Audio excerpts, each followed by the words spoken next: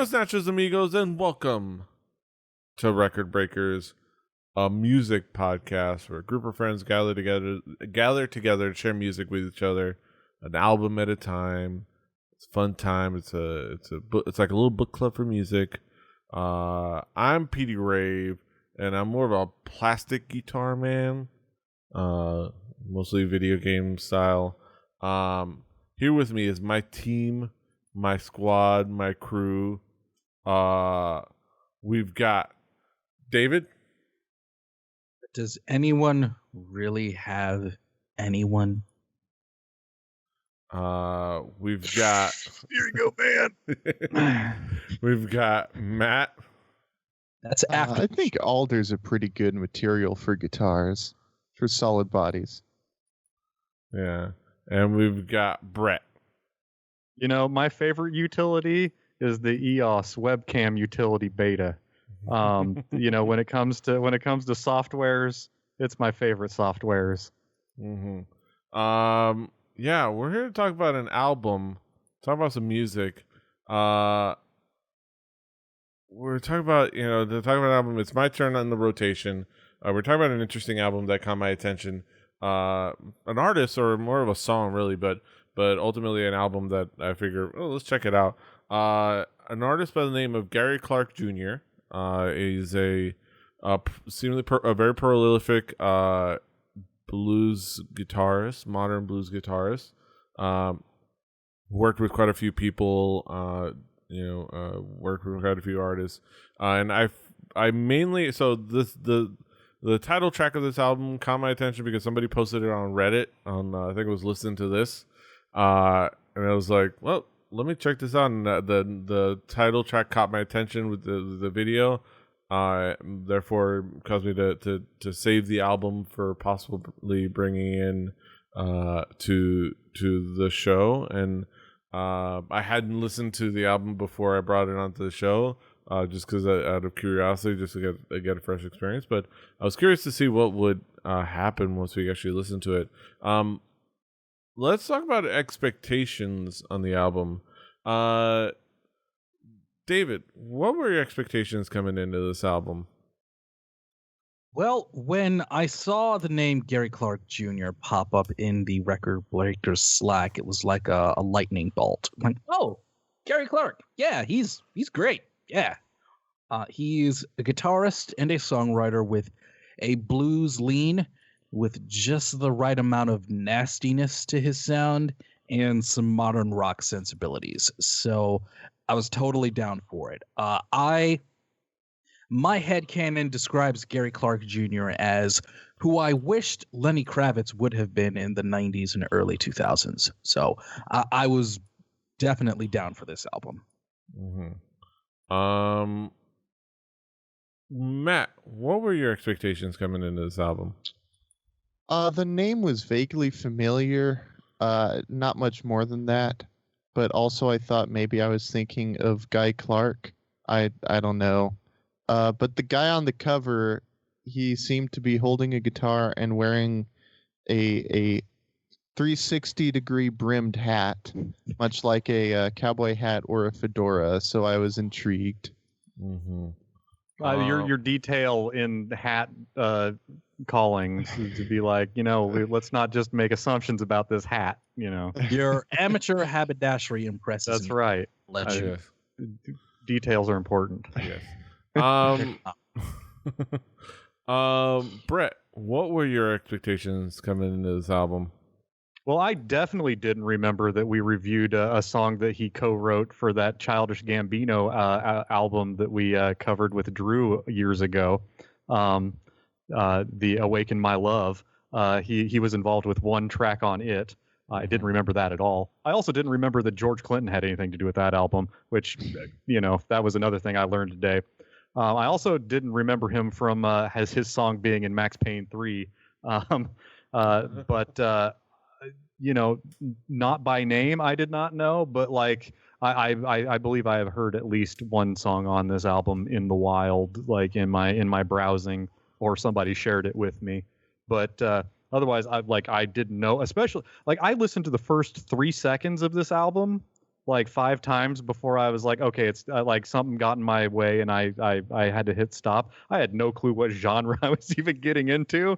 After hearing the first track's intro, which is definitely not indicative of the entire album.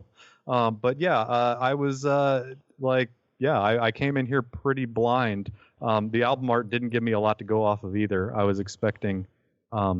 I didn't even look at the hat detail when I clicked on the way where we share a little peek behind the Record Breakers curtain. There's a Slack channel that we have that has a little player when Petey shared this with me, and the play button obscures most of the album art a lot of times. So I just hit play and I'm like, let's get into it. And this time I didn't even pay that much attention until after I had figured this out. But this album did inspire me to Google a whole lot. Yes. This album is a fascinating. It's a cool exploration into Gary Clark Jr.'s songwriting. It is definitely an effort by him to kind of like go something a little bit beyond just what he was doing as a from what I can tell, and this is something where I wasn't as familiar with him as an artist from before, but looking at like the reviews of the album, this was meant as like a him kind of like exploring outside of what he was and what as a blues guitarist and what we was as a blues musician, kind of staying around the thing out of not completely out of but kind of exploring outside of modern blues. The official title is Bluesman. Yeah, Bluesman. The Blues Man. And this album is a nice mix of different like sounds. It's a nice mix of like, it does have blues elements in there.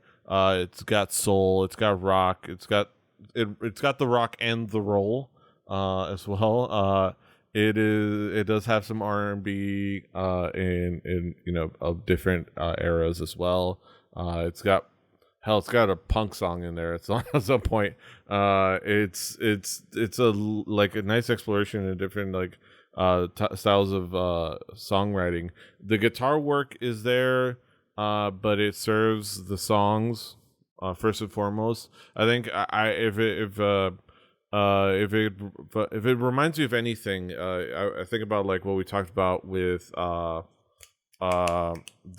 artist that and I should have looked the album up.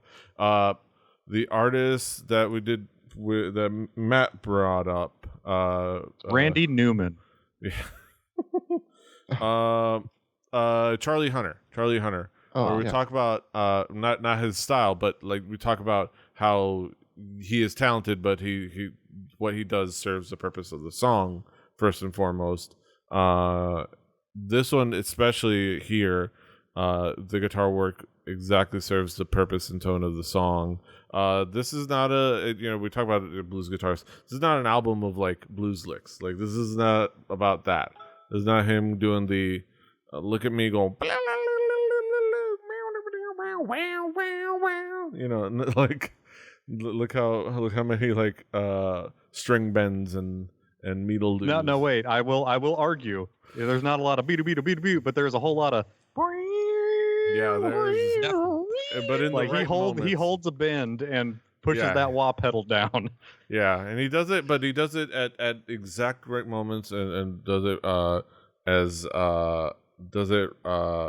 the purposes of the songs. So the what caught my attention is we're gonna talk about the actual details of the title track when we get to tracks, but what's interesting is if the title track and the subject matter of the title track catches your attention, it's worth noting that does not reflect the rest of the album as far as subject matter. Now, as far as like power, as far as like being where it explores the songwriting, there are elements of what he does throughout the rest of the album in that musically, but definitely not all about what that is thematically. But yeah, I think that this is And a few fewer electronic toys as well. Yeah. That bass doesn't hit as low. yeah. But I think it's worth remembering that, just in case if you're like expecting that throughout the rest of the album. Knows that it's not that, it's more of something, more of other things, and more of a showcase of his songwriting. So yeah, it's worth noting that. But it's still a nice, diverse set of songwriting. Let's talk to you guys.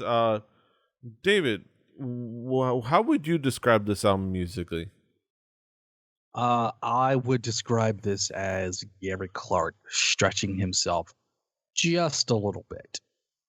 You definitely hear his brand on this album, but he's showing his skills as a songwriter as well, not really limiting to himself to what he might automatically be known for when you hear the name and you see him forming on stage.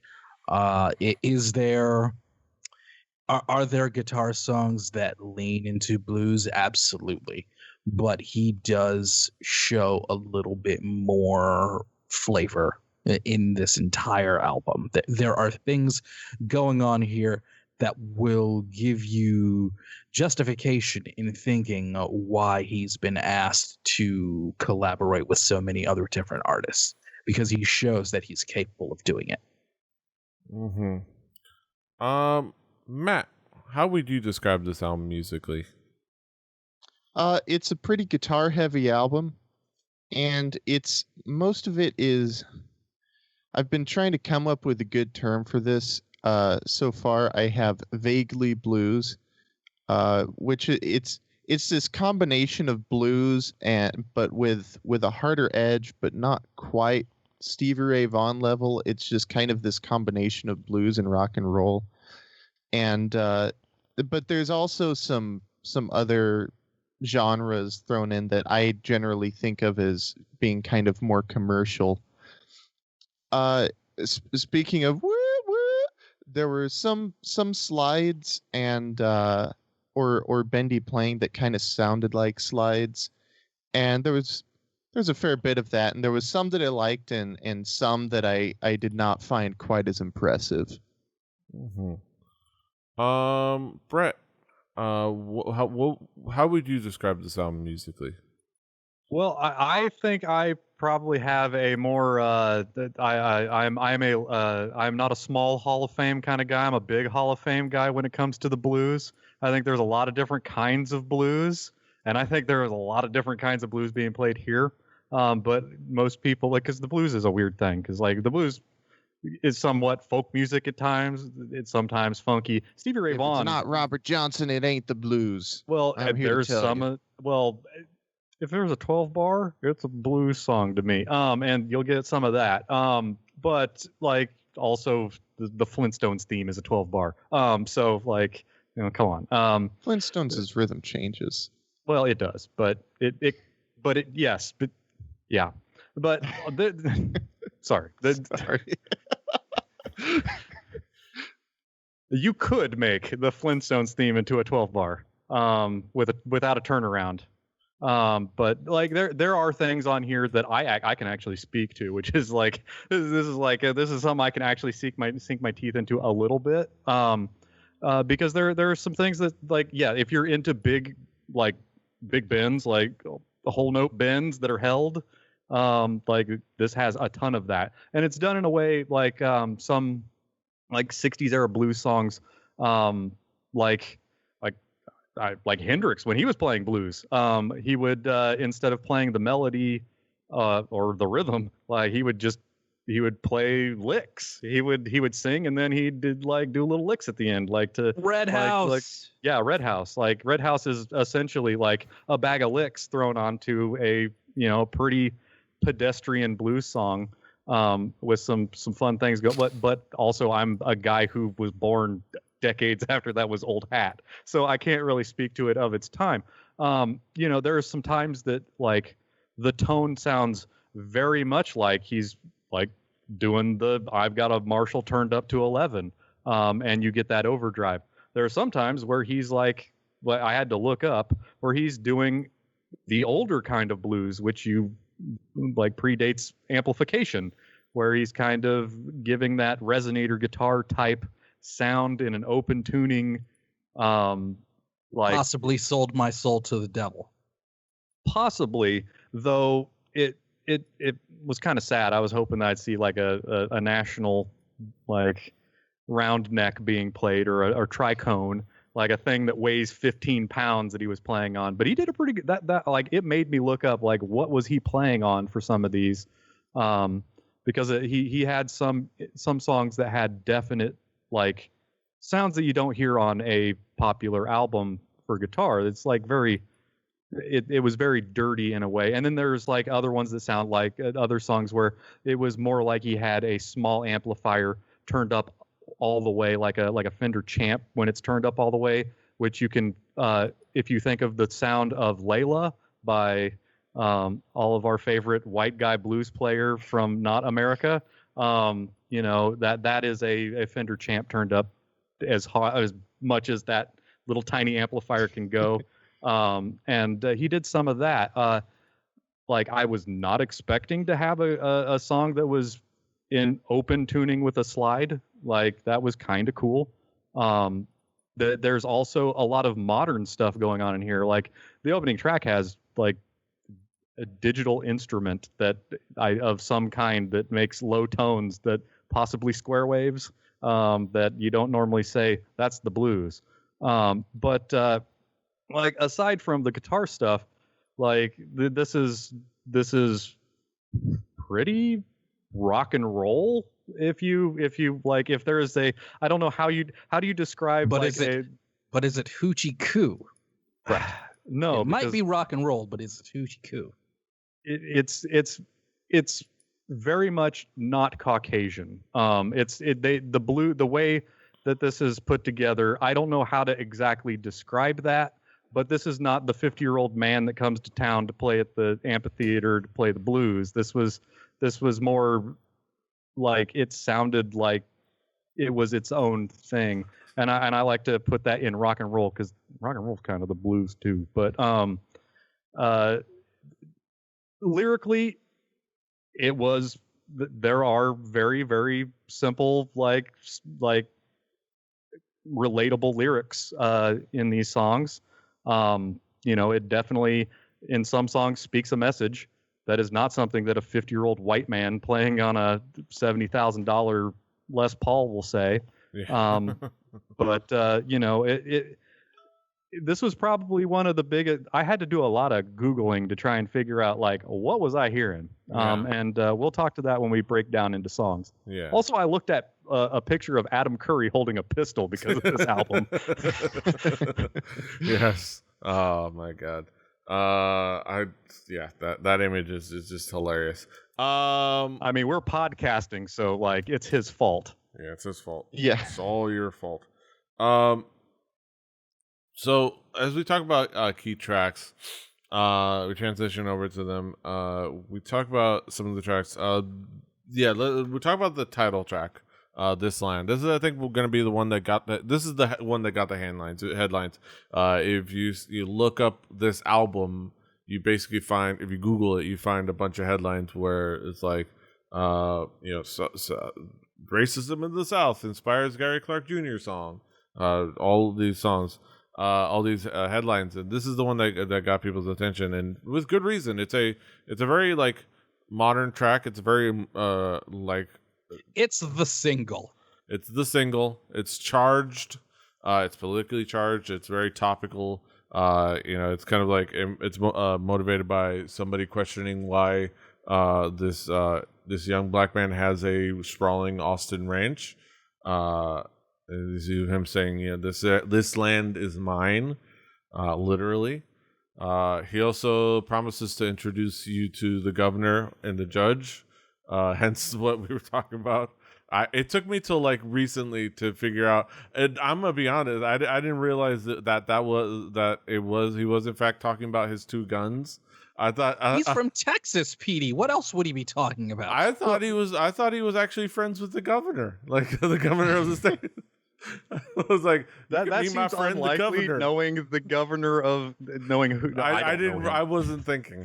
That's what I'm trying to say. Yeah, but also I would not expect anybody to like regular people to know what that's kind of those are silly pistols.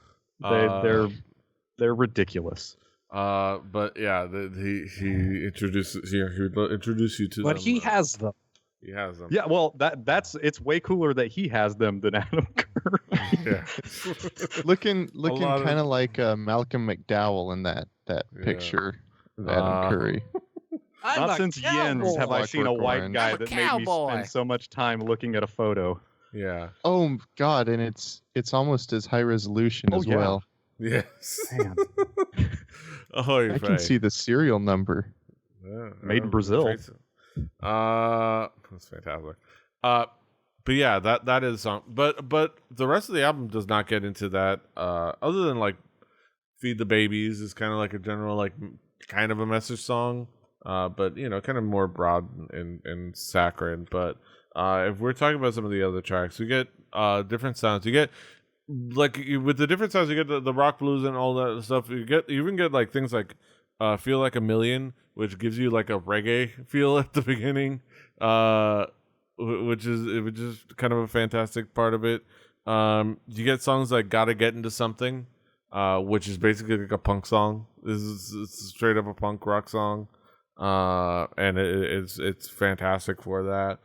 You get your blues, you get your like bluesy blues songs, your blues songs, in different styles in "The Governor," again, and don't talk about the title gun, and "Dirty Dishes Blues."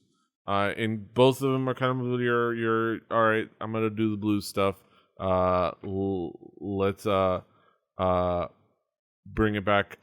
Let's bring it into this is what you expect, but in different ways. And you also get things like "Pearl Cadillac," where you get your like Prince influence. Like Yes. like, Yes. very much There was some purple on that song. yeah, there's some purple and pearl, and it's fantastic for it. Yeah, and those are some just I would say I could talk about like a little bit all these songs, and we'll probably talk about a lot of them. But yeah, those I would say some like a good indication of how all the different places this album goes is in those songs. David, what would be some of the key tracks for you? I Walk Alone.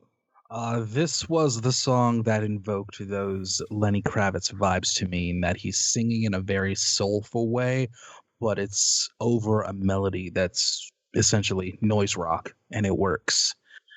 Gotta Get Up to Something. I wrote, this is an Andrew WK song, but with soul. I don't know how that's possible, but he manages to pull it off somehow. Yeah. Got to Get Up starts with a horn bleat, and then he hits that guitar note. If you listen to this album and you know that guitar note, you know what I'm talking about. And the song is a really great call and response style song that was just really, really enjoyable. Feed the Babies. I said that this would have fit perfectly on Marvin Gaye's "Oh What's Going On" if Marvin played guitar instead of piano. Also, I'd buy that album. Hell yeah, I'd buy that album. Low Down Rolling Stone. That's the song where I felt like I was kind of ready for another rock song, or ready for something with a little bit more of an edge. And lastly, The Governor was just fantastic. Yeah. It was tongue in cheek, but it still had a message. Yeah. Matt, what would be some of the key tracks for you? What About Us? This is I wrote I called it blue rock and roll in trying to come up with this particular subgenre crossing of blues and rock and roll. We'll see how that works. I Got My Eyes on You. As I listened to it, I just thought somebody wants to be Wes Montgomery. And What, octave slides? octave slides, yeah. Although maybe it was more of a Stevie Ray Vaughan thing on Riviera Paradise, because it was definitely like he was playing it with a flat pick, because you could hear that it was first the bass, then the treble, whereas Wes would have picked them both simultaneously with bare flesh. But even Bear beside flesh. that, He killed bears and took yeah, their flesh. and then he he tanned it and made guitar picks out of that. That would be interesting. I'll have to talk to some friends about that. But yeah, that was a nice guitar tone. Got to Get Up.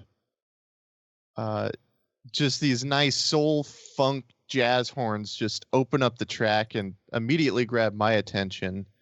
Came in with this great groove. And this is I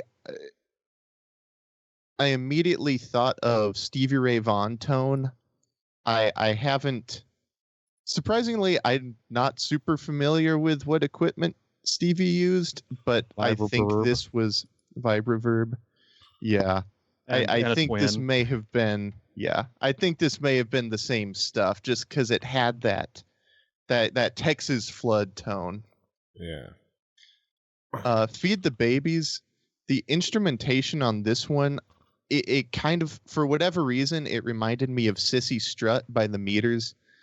I listened to them back to back, and they are pretty different, but there's something about the guitar just sounds kind of loose on both of them, and it's the same kind of reverb.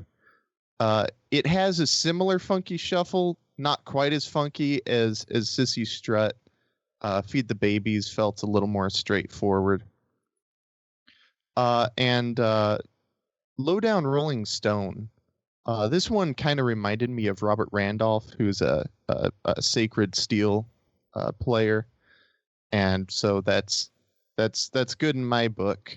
And this one had organ, which I'm a sucker for, and so that was nice. Mm-hmm. And you're a sucker for organ, Matt, and Guitorgan, and Guitorgan. Yeah, in Syntax to a lesser degree. Yeah, Guitorgan is not a real thing. It is a real thing. It's more real than we want it to be. It's not as real as I want it. It's a work. Guitorgan is a work. Yeah. Lastly, these kind of come as a pair to me, just in contrasting the Governor to Dirty Dishes Blues. The Governor, maybe because I'm a guitar player and I guess I'm kind of a guitar playing snob, the slide is fine in this song. It's like, okay, cool. You learned how to play a song in an open tuning, and that's kind of it sounds like it. And obviously he's better than that, but it was pretty underwhelming for me. And then the very next song, Dirty Dishes Blues, that was some slide that I liked, because it had a little bit of fingering some notes and then sliding on others, and it just really swung and had great feel. Mm-hmm. A great mouth feel. No, that would be with a talk box. Oh, that's true. Why is no one talking about the mouth feel? I know. Brett, how was the mouth feel for you, or inversely, what were some of the key tracks for you? I mean, the key tracks. Let me mouth feel this out with you guys. Mouth feel with me. My documentary, filmed by Radomir Jordanovich. No, This Land. The opening track. It's got a message, and it's got a message that's that is I would it leans a bit of authenticity that you don't tend to get in a lot of modern music. So that's cool. I'm cool with that. Also, there's some digital bass noises that it's cool. Like, I don't normally have that with like some Hendrix-esque reverbed out Crybaby going wah wah both on the licks.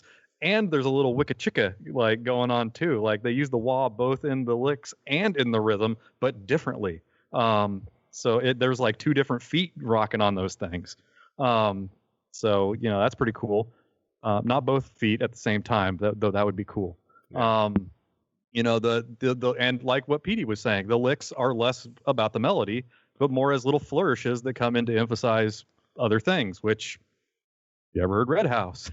It's pretty cool. Like those are some top-notch licks. I like licks. They don't have, as a guitar player, like there were some things on this album like that you can sort of as a guitar player be like, I could probably figure out how to do that, and it's less impressive when you can kind of do something. But we also have to remember, everybody in America learns how to play the blues if they're playing guitar, because that's where the fun starts, and like the level of the barrier to entry to the blues to be able to make something sound cool takes less years to get good at than a lot of other genres. And it also is very natural to play the blues. Your hands just want to play minor pentatonic. Like there's a reason why people make the joke calling it minor gin and tonic. You could be trashed out of your mind and still find those licks. It just it's part of your body.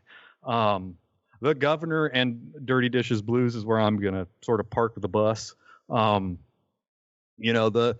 Governor, like the tone was open tuning. I definitely wanted it to be a resonator guitar. I knew when it made me look up for a video to see, like, let me see him play this so that I can make sure that he's not doing something super impressive in a not open tuning, or something weird, just so I don't come to this show being an idiot. But he was playing on the video. He was playing in an empty bar. Somebody walks through at the end in a mask, so it's very, very recent. He was playing on what I assume is a semi-hollow Les Paul style, like single cutaway electric with soap bar pickups. But the way that the slide sounds when he goes over the strings almost sounds like what like phosphor bronze acoustic guitar. Like there's a friction to it. Either that or just the way that, like, I don't really hang out with a lot of people that play like slide guitar that aren't playing bluegrass. I'm gonna say that on the recording, it's a spider resonator mic'd. I think that's different sound. from That's Frank from Lucas. that I know that YouTube one. video. Okay, because when I went to equipboard.com, your go-to place to see what equipment they use,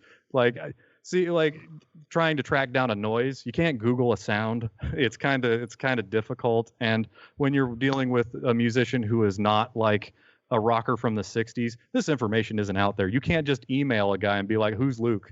Like there's that information is not there. So like it made me Google, but not as much as Dirty Dishes Blues made me look around, because like not only is like I have in my old like handwritten like music notes from the old man from 2 miles down the road that taught me how to play jazz and blues. I have that turnaround written. Was he in a red suit, Brett? Was he in a red suit? He's an old white dude from Indiana. Like, but he was a rocker in the 60s, so he learned to play the blues via rock and roll, and appropriated that culture. But like the turnaround, the like that is my go-to. Like you're playing a blues song, like you're like licking the stamp and sending it, like those turnarounds that just everybody thinks are the cheesiest. Like I like it. I like it when somebody's like, you know what, we just got to do this turnaround. I'm gonna use 2 fingers. Because also I play with my right hand, so like doing the do do do do do do do. Yeah, that warms my heart. Man, they're cliches for a reason. Yeah, it like and this is the most cliche of cliche blues like progressions as well, which I'm fine with. Like it's cool. Like there was something new here.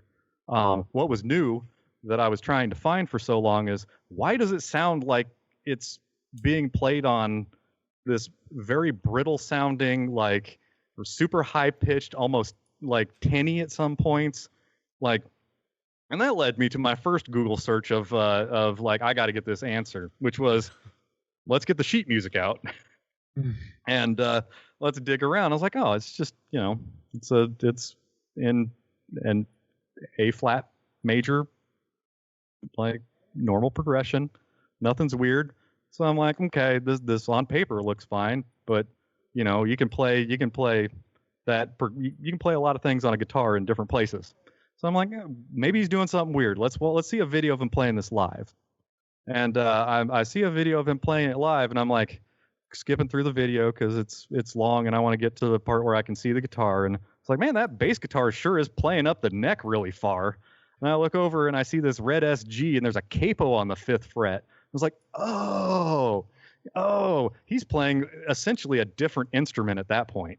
Like it is like if you've ever gotten down on some like Latin fusion, like Puerto Rican fusion jazz, like it was like a requinto guitar going wild. It was like It's not a real thing. It is a real thing. It is so real that I had to do some Google Translate to do Google searches to make sure that go along. that I wasn't It's a just lot picking more up. real than the piccolo bass. I mean, or the alto trombone. It's like Piccolo bass. Just play a guitar. hey, they make a bass 6 for a reason. So he was putting a capo on the 5th fret. So essentially, like, he only had that much guitar left. Like he was cutting off a major portion of it to make it sound higher, which added to the sound. I've never seen somebody do that. Like my vocal range as it exists, which is not much. I want to add more frets to the end, the low end, than I want to move things high. And also when I played music, I learned how to play. Like you learn how to play things in B flat, so you can play with horns, and you learn how to play it in like the easy open positions, because you can get anybody to play with you if you can do that. Yeah. So like that solved my mystery, and he didn't have to. He could have played that progression in a different way. He chose to capo it at the 5th fret. He has a vocal range that's amazing. He could probably sing in high and low on either sides of it. That's great. That's fantastic. But very rarely is there an album that makes me Google something this much. So good on you. Gary, I put more time into Googling this while listening to it than I did listening to it before I Googled. Yeah. So, it's the little things you got. It inspired. Yes. And I'm one who goes on journeys, but this was one of them that I enjoyed. Yeah. Yeah. Those are the tracks. Let's talk about some conclusions. Bring it back around the horn. David, what would be your conclusion on this album as a whole? I think Gary Clark Jr. Said in interviews and other places that he did not want to get typecast as a blues musician. And this album almost fixes that completely. Almost. Because he still leans into his core, but nothing on this album is bad by any means. But none of it is completely out of his comfort zone. It's still his brand, his style, and that is all right. This is definitely an album that professional music reviewers will gush over. This is a music nerd-ass music album. If you are like a total music nerd, you will probably absolutely love this. Pitchfork gave it a 7.9, which is downright glowing. Yeah, that's like an IGN 10 or something. I would say that there are definitely more than a few songs here that I will probably go back to. I would enjoy hearing more from Gary Clark in the future. Maybe I would like to hear him do a little shredding. If he really wants to step out of his comfort zone, maybe he can shred a little. Maybe he can do a few more rock songs. Let's see what happens. I think he's got the chops for it. Mm-hmm. Matt, what would be your conclusion on this album as a whole? This album was actually pretty hit or miss for me. There were certainly some tracks that I did enjoy, but most of it in a sentence, this album was full of well executed stuff that left me feeling kind of ambivalent. If I dig down, there's something to appreciate about each of these tracks. Like most of them at least. But overall, I don't know. this one just didn't hit me in the right place. Brett, what would be your conclusion on this album as a whole? I mean, I don't want to come off as a dick, but this sounded like a lot of these songs sound like things that on a Friday night you could hear at a bar. Like there was, and that's not bad. It just seems like something that, like, it wasn't mind blowing. There weren't like for most of the album, like some of this, there were like, I've never heard anything like it before. The opening track, I've never heard anything like that opening track ever. But like, you know, for the rest of the album, like, of course, like there's a ton of skill, and I like, you know, and it's within my wheelhouse. But it's I don't think it's a bad thing to be a blues man. I also you know, this is rock and roll music, like that has blues influence, because everything has blues influence if you boil it all down. But the thing about this album, musically, I wasn't super like in love with it, but reviewing it was, I had fun reviewing it, and like being able to listen and be like, I should be able to figure any question out about this album if I dig deep enough, because it's put together in a way that that is a language that I kind of speak, you know, I also wanted to hear the nuance. There is nuance here. There are things that are done that are not there. Nothing is copy and paste completely. And it is not a white dude in his 50s playing the Palladium in Carmel, Indiana. Like, this is not your Joe Bonamassa. This is not your. I like Joe Bonamassa.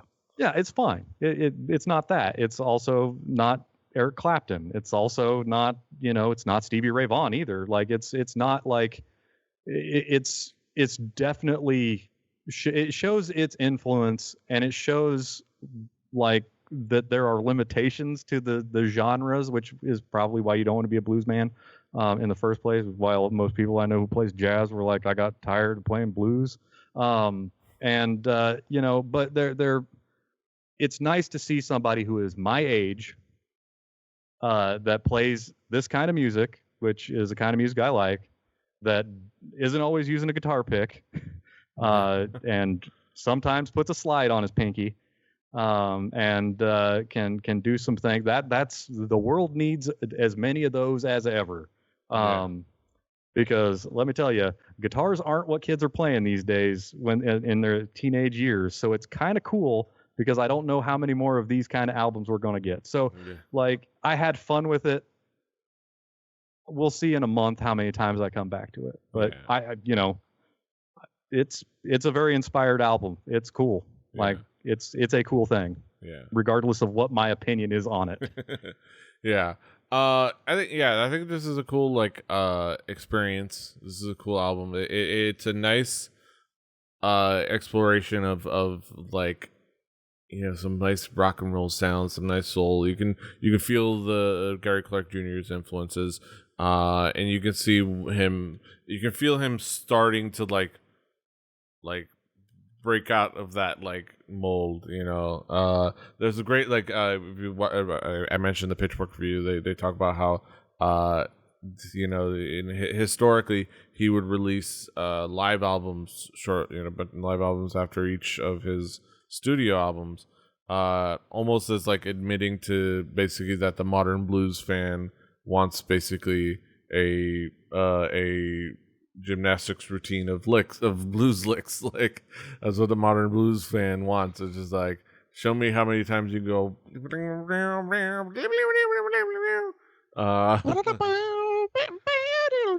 yeah, blues fans are looking for something new, and they're all old white people from my experience. They're all looking for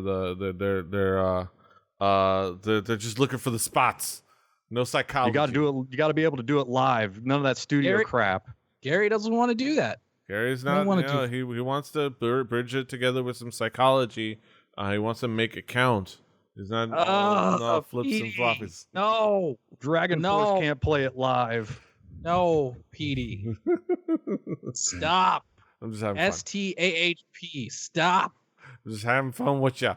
No, but he Take you it home. Go home, Petey. I'm already home. There's nowhere to go. Where to go? Yes, this is the worst time to not go home. Yes.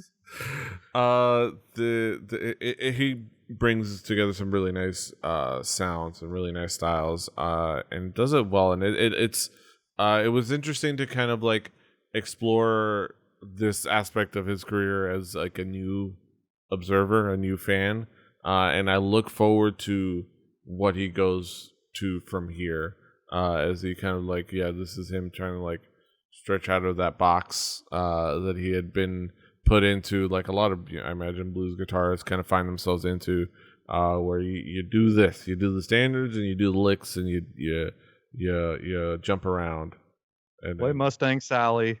yeah, where now Play Red House. Hey, there were standards. But there's standards for a reason. Yeah, I'll wake up for Red House. Yeah, and her sister will too. Yeah. This is showing him wanting to explore out there and not kind of get boxed in and not kind of get hemmed in by what he's done before, which is cool. And it's good to kind of like get exposed to that and learn. I always like exploring and learning new artists, which is fun. Yeah, and ultimately this is a cool experience, and I think I'm probably going to revisit some of this sound. I'm definitely going to keep an eye out for whatever Gary Clark Jr. comes out with in the future, when things can happen again.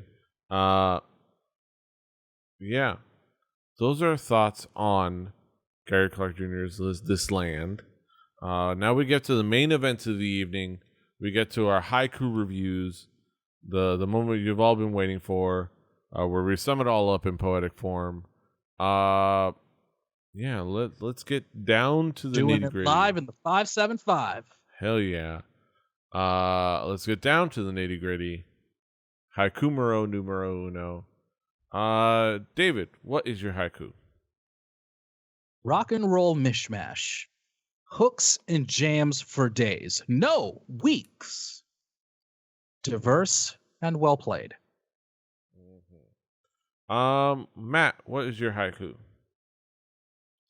Kind of a mixed bag.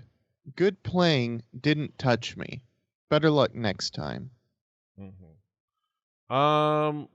Brett, what is your haiku? Well, first, I learned today that the 575 is the New Mexico, Albuquerque, Santa Fe, Farmington, and Gallup area code. So the 575, Nice. tip of the hat to all the people in the Kirky. Does Inspired. Ludacris have hose there? I guarantee that's an course area he code does. within. Why would you even ask that question? That There's a is- map. I know. That is also where Route 66 goes for. Oh, Flagstaff, Arizona. hey, I get my kicks on Route 66, Ludacris edition. Inspired blues songs. Some elements you'd expect, plenty you might not. Yeah.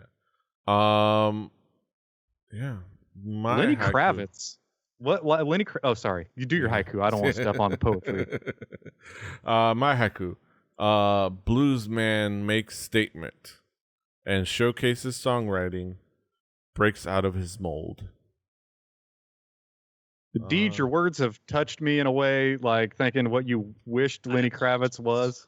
Yeah. You What I know, wish Lenny Kravitz was. like pants ripping, dong flopping aside, I was very into that flying V time and Are You Gonna Go My Way? Like, now I'm gonna have to What's after relist that? this. He didn't do much after that. That's the He problem. did some things on the internet with a little crouch, but Yeah. other than that, yeah.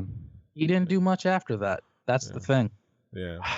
Not since my cassette tape of the X Games soundtrack number 2. As It's fantastic. well, that's coming next week. Yes.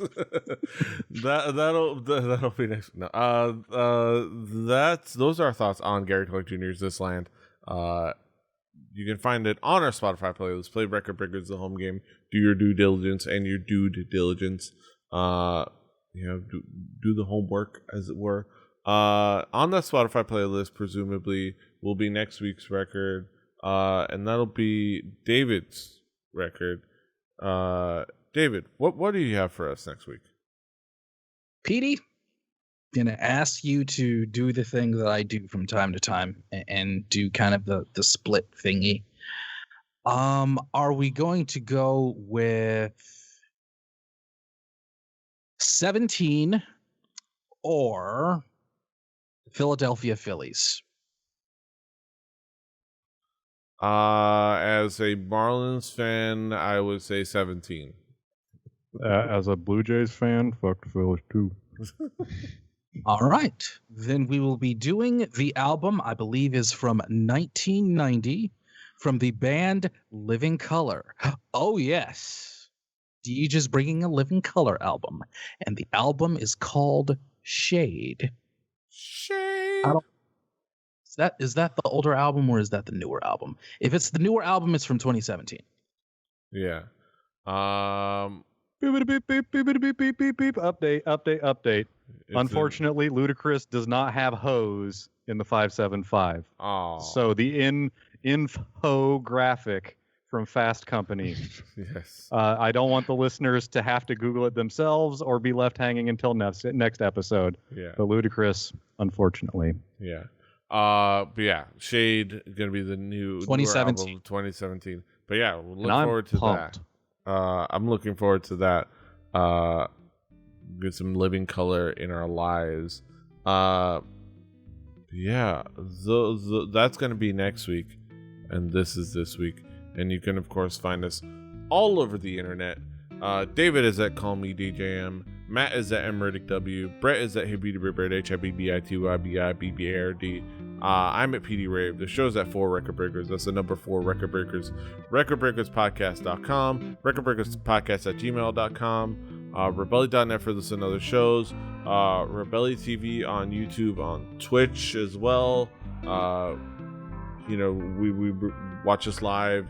Follow us over there on Twitch. Watch on there. Not just this. We're gonna keep an eye out to the website and the Twitch for Through the Tomes, as we are doing some D&D, where I'm gonna guide a couple of the boys here and other friends through some Dungeons and Dragons as a complete rank amateur DM. So wish me luck. I'm not nervous at all. Rank. My hands are steady. You're fine. That's a shooting hand. Fine. Yeah, it's like, this is my DM in hand. But yeah, find us, like, share, subscribe, do all the things. Hit us up, slap that bell, touch the walrus, spank the monkey. Bong. Loosen the llama. Until next time. Physically abuse John Lennon. Mm-hmm. Until next time. Hasta los huevos. Toodaloo. Found Luke? Found out about Luke.